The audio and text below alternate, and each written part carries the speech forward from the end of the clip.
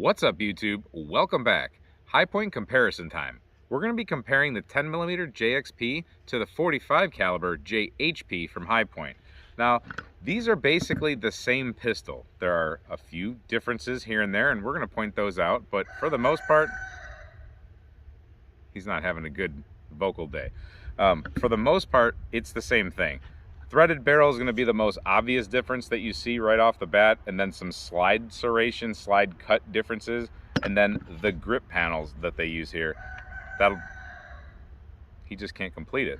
That'll be the biggest things you see. Looking a little bit closer though, there's a few more differences. Let's take a look. So the model 45 JHP has been out for a long time. It's a single stack, 9-round plus one if you want, 45 caliber, big clunky old handgun. Now, the price point at $150-ish sometimes makes it a value for people who just want to have a gun, whether it's that's all they can afford or if they just want to play around with a gun. I don't know what it is that would really draw people to this other than affordability. There's nothing ergonomic about this gun that makes it great. It's just, its reliability is mostly there.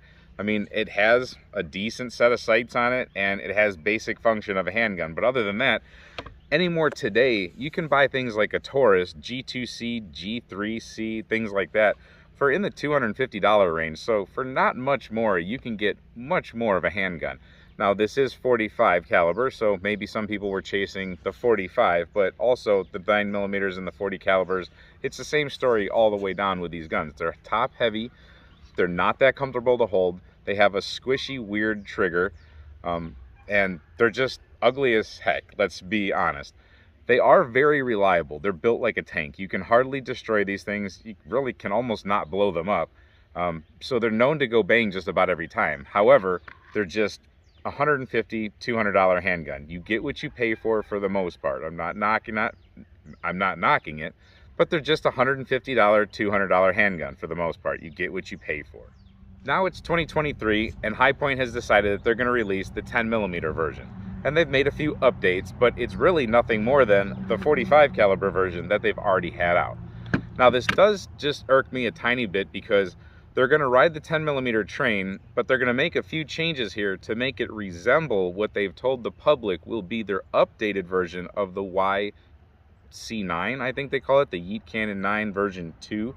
So that's been supposedly in the works for years now. They brought it out at SHOT Show. Well, they brought out the idea at SHOT Show a couple times now in a row without producing the actual pistol.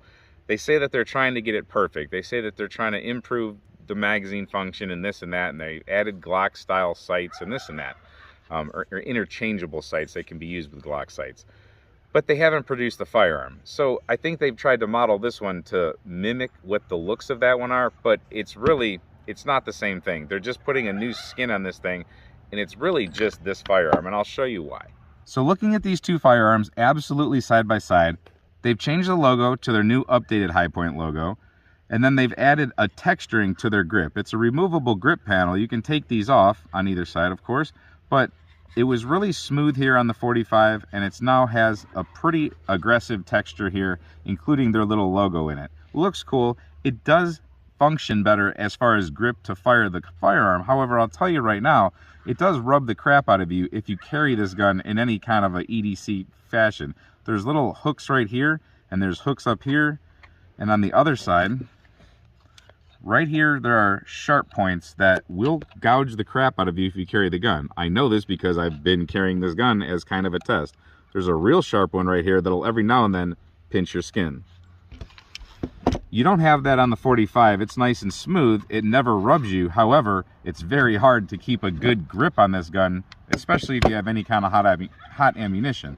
It's very lacking of any texture. Other than that, not much has changed. They've added a little bit more rail section here. You only had one piece of rail section to attach. I think it was kind of a proprietary light that they came out with. I'm not sure what can attach to this rail, but now we have a little bit different rail section. There's more rail pieces. It could be more of a 1913 type of rail. I can tell you right now, nothing has changed about this trigger, and I'll show you in a minute. Actually, in my opinion, the 45 caliber trigger actually feels better than their updated 10mm. So I can't say there's any upgrade in this trigger here at all whatsoever. The extractor and the ejection port, all that looks the same. All the lower receiver parts here look the same. If you were to try to take a downward angle here, look.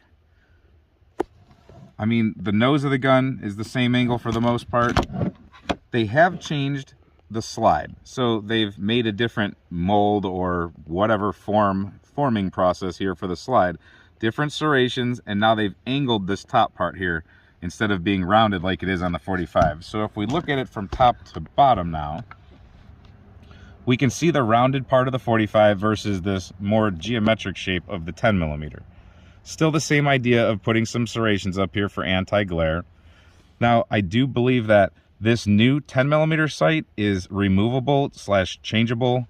It's pinned in there somehow, where this one on the 45 was molded into the slide. The back sight is pretty much the same. However, it's just a little bit different dimensions, and it is set in here with one extra screw. So whatever that means, it's not a horrible big difference. It's not a great sight. It's not a great sight system, but it seems to work. Moving on to the very tail end of the gun, you see they put their logo here on the back and they've changed the geometry just a hair, but the gun itself is, for the most part, the same gun. Looking at this side, we see all the same points as we pointed out before. They have a little different texturing here on this safety. If you look under the rail just a little bit, you'll see the same type of components. Nothing has changed with the actual gun itself. As you can see, they've added a threaded barrel so that this thing can be tactical, carry a suppressor, whatever you want to do. Looking down into the magazine well, everything's the same. Looking into the back portion of the slide here, everything is the same. Even the width of the magazine, when put together, appears to be the same. They've changed the feed lips, of course, to pinch them down to hold in the 10mm round, which is a little bit skinnier. If you look in the back, the 45 fills up the magazine. The 10mm does not fill up the magazine. They've just pinched the lips to hold it a little bit better. So if you want to call this a Gen 1 and a Gen 2, technically this is actually a Gen 2 and a Gen 3, but not many people know about the Gen 1s. They were older and uglier, believe it or not. Or if you want to call this the 1.0 and the 2.0, fine. That's a way to do it. But actually, this one I would actually call more of a 1.5 instead of an actual 2.0. Now, I'm not trying to knock this or anything. I'm just trying to show you exactly what it is. A lot of times companies will act like they're innovating or bringing you hot new products when all they're doing is adding a little bit of frosting to what they already have out there. And they're trying to just suck up a portion of the market like 10mm. A lot of companies are chasing 10mm. Some of them are doing it well, some of them are not. They turned their back on it for many years until it became profitable again. Now, let's just put some of my basic reloads through these firearms, shoot them side by side, and see how they feel. See if we can get a comparison of how they shoot. I'm pretty sure it's going to be pretty close. These firearms are actually so close that the holster I made for the JXP 10mm fits the 45 like a glove. And another point that I think I need to make for safety purposes is that these things are so close to each other in build, especially the magazine build, that if you own both of these firearms, you have to be careful. You can insert that 10mm magazine into the 45 caliber magazine. You can rack and chamber around, and then as you saw, it just came flying out of the gun. But if for some reason it didn't come flying out of the gun and you fired it, you might have a problem, but just be careful swapping the magazines back and forth.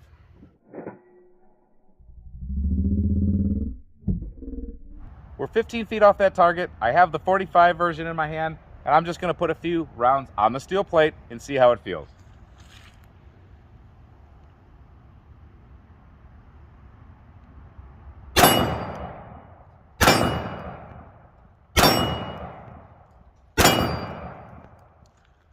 Not bad, pretty controllable.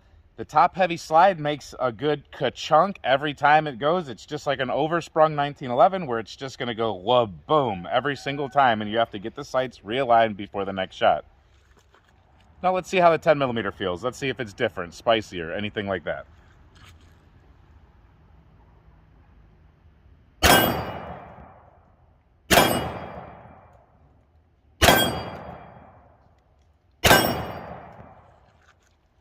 A different recoil impulse, it's a different loading and a different caliber, but still, same thing, very controllable, a little top heavy, does the whole ka-chunk thing.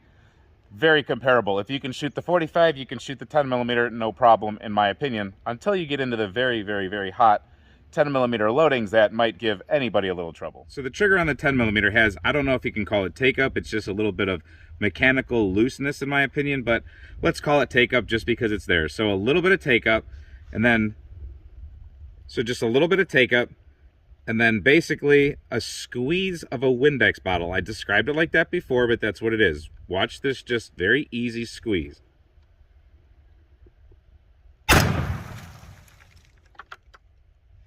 So it's not a bad trigger, but it definitely doesn't have stages to it. It's not like you come up to a wall that you have to cross over or anything. It's just one continuous squeeze.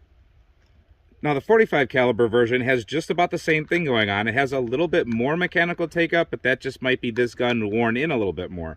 But the same thing, pretty much a Windex bottle squeeze. However, this one has a slipperier squeeze.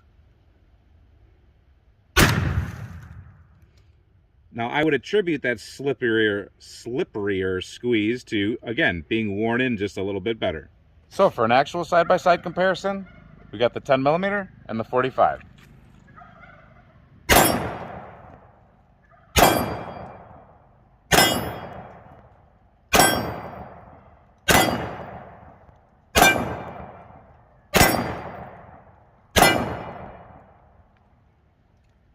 That works. So I hope I've done a decent enough job demonstrating and showing you that this gun here is not really anything more than this gun right here, in my opinion. I'm not their engineers and I'm not their patent people, but I don't think that they really have done much. I think they might be trying to pull a little bit of smoke and mirrors here. I think they're trying to extend the delay of their 9mm by coming out with something in betweenish and also capitalizing on 10mm. Now, keep this video separate from all the other videos I'm doing on this firearm. I am doing reviews-ish.